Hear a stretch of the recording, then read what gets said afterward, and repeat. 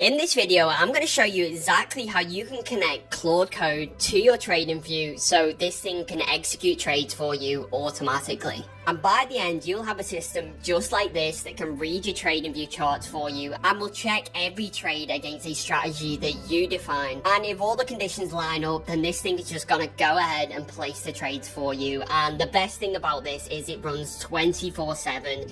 Even when you're asleep. And it actually logs every single trade, whether it got blocked by conditions, whether it passed and got placed. You can see it all in one dashboard. And the best thing about this is it takes 7 steps and less than 15 minutes to set up. And you need 0 coding experience to set this up. So let's jump in. And also, if you haven't already connected your TradingView to Claude like this, then I have got another video on this.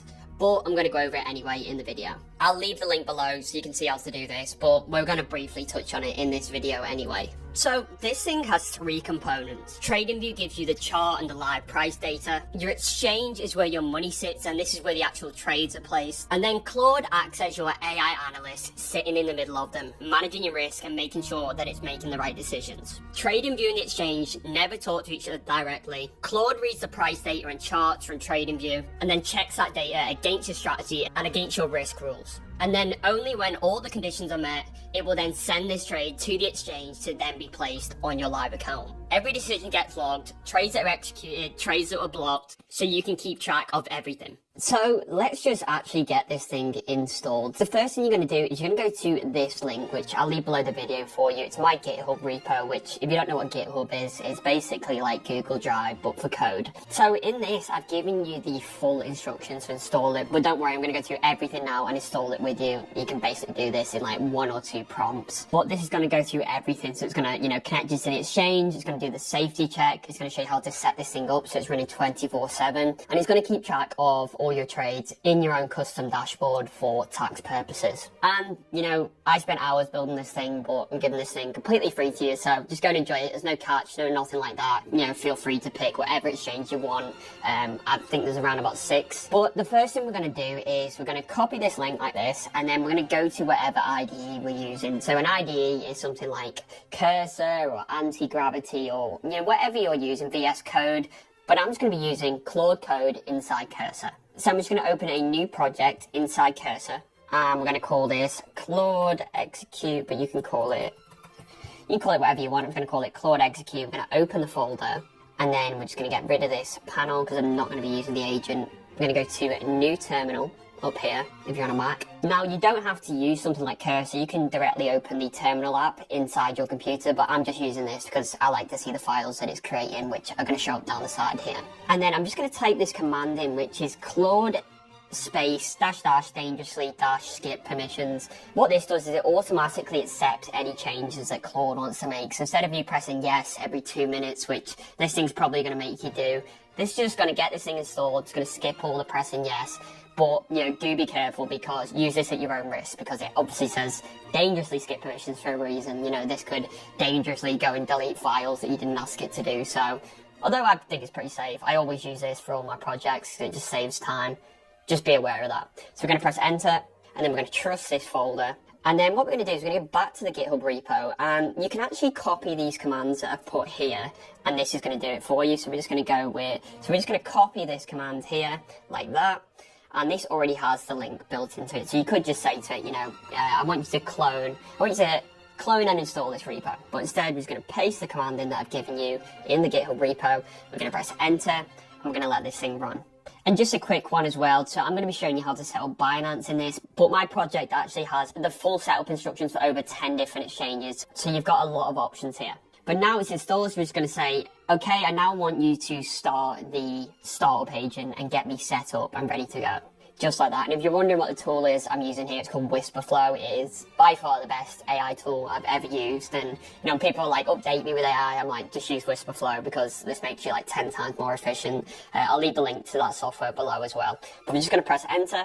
And, what's built into this, which is so good, and for all my projects going forward, I'm going to be using this, is it's like an agent. So you speak to a little AI personal assistant, which literally just talks you through every step and gets you set up, which is so much easier than trying to figure this stuff out on your own. And there we go, so the agent has started. So I already have Whisperflow, but if you don't have this, then you're just going to say, yes, I'll open Whisper. I'm just going to say, so I'm just going to say, skip because I already have it, but you'll say, you know, use Whisper if you do. So we're going to click on it, and we're going to press enter. And then BitGet, so this was the one I'm actually using, but, you know, feel free to use any of these. You know, it's completely up to you which one you want to use. And in fact, in this video, I'm going to show you how to do it with Binance. But no matter which exchange you choose, this is going to run you through the exact instructions on how to get that set up. So let's just go with Binance for now. I'm going to press submit answers. And then what we can see it's doing here is it's setting everything up for us or telling us what we need to do. So it's going to give us these instructions. So in order to connect to an exchange, you need something called an API key. Now, imagine an API key is like a little bridge that gives our software access to our trading account, and this bridges the gap between them. But, you know, you want to treat an API key the same as a password or, you know, your PIN number for your card, because this is extremely sensitive information. So let's go to Binance and I'll show you how to get this. So I'm not going to go through it with every single one. As I said, there's instructions for all of them, but this is going to be the easiest and quickest wins. So what we're going to do, we're going to go over to Binance now. I'm just going to set these cookies, and then we're going to go to this little person icon. We're going to go to API management. And then what we're going to do is we're going to create a new API key here. So I'm going to press create. And don't worry if this gets leaked in the video anywhere, I am just going to delete this afterwards. And then we can just use a system generated one. So we're going to do next. And we're going to call this Claude execute, just like that. However, you can call it whatever you want. And then you're going to have to go through your verification. So I'm just going to use my passkey. And then basically what it's going to do, it's going to give you an API key and a secret key. So we want to copy both of these. And once you click off this, so you close this page, you're not going to be able to get access to these again. So make sure you save these in a safe place. So basically we want to give it access to everything but withdrawals. And then we're just going to save it. So we already have access with this key. And then put this in a safe place.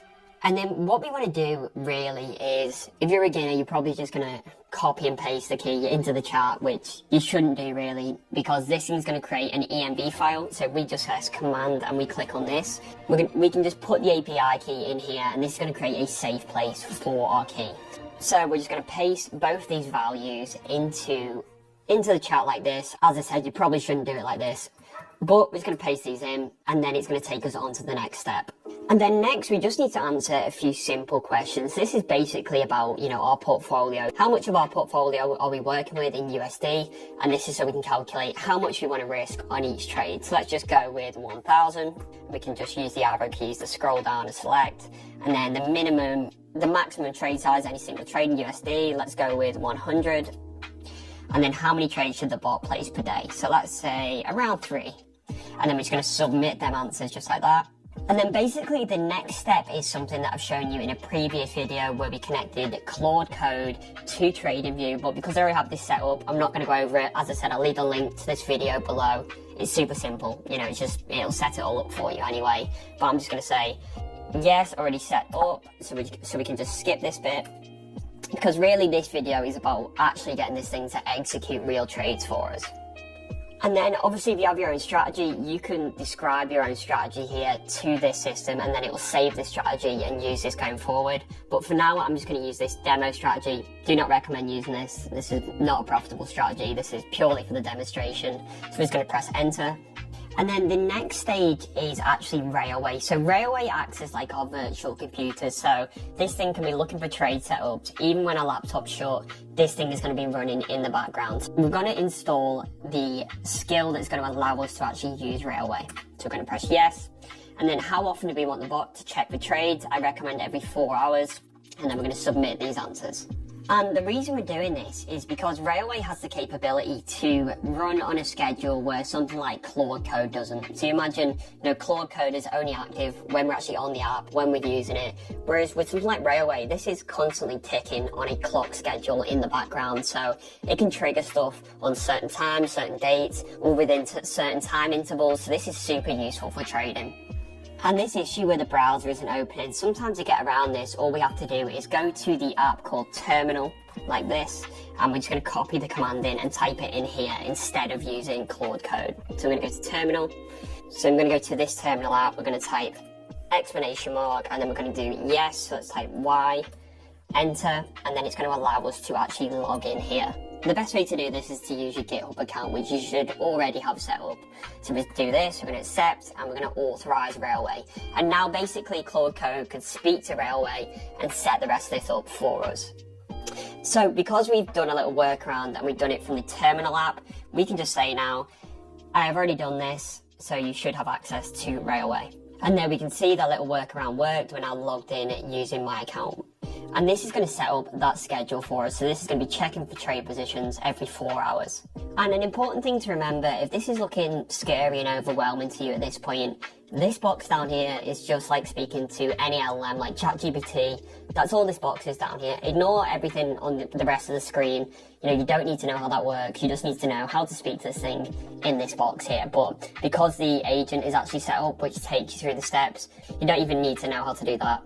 And even if this thing comes into error, it's pretty much going to solve them on its own. So just let it keep going, just tell it to solve it. It's very intuitive. You can just speak to it with natural language, and this is smart enough to actually get it for you. So we can actually see now that it has successfully deployed on Railway. So this is where we can view our main dashboard and any trades that it's placing. But the next step is basically telling you the conditions of what it's going to take a trade off. So before, when we could either pick our own strategy or use a demo strategy, based on the demo strategy, these are the rules that it would have to pass in order for the AI to actually place the trade for us. So for a long trade, the price is above the VWAP, the price is above EMA, and for a short trade, it needs to be below and below the EMA. Basically, it's only going to risk 1% of the portfolio per trade and a max trade size of $100 at 3 trades a day. So these are our solid rules, and if any trade goes outside these conditions, this thing's going to block it and it's not going to place that trade. So only when all conditions are met, this trade is going to go live. And we can edit these rules at any time in this rules.json file that is created. So we would just press command, click on this, and we can change the rules if we wanted. So, this thing is basically all set up now. We set our risk limits, we know how much it's going to place, we know the rules of why it would place a trade.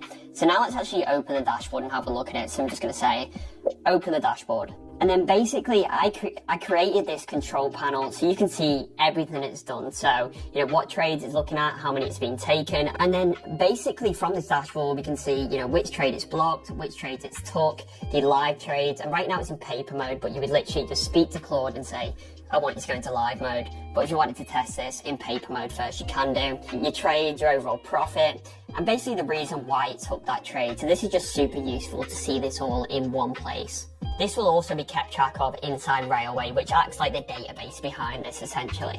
A little tip for you as well, if you don't have a strategy, because obviously I don't recommend using the demo strategy in here, go and find your favorite YouTuber, copy the transcript of the YouTube video and ask Claude to define a strategy from that video and just use that. And that is the simplest little hack I can give you. But you're all set up now. You can see your dashboard when you just press command, click the link. That's your dashboard trades. I hope you enjoyed this video, or if you're struggling with any part of this at all,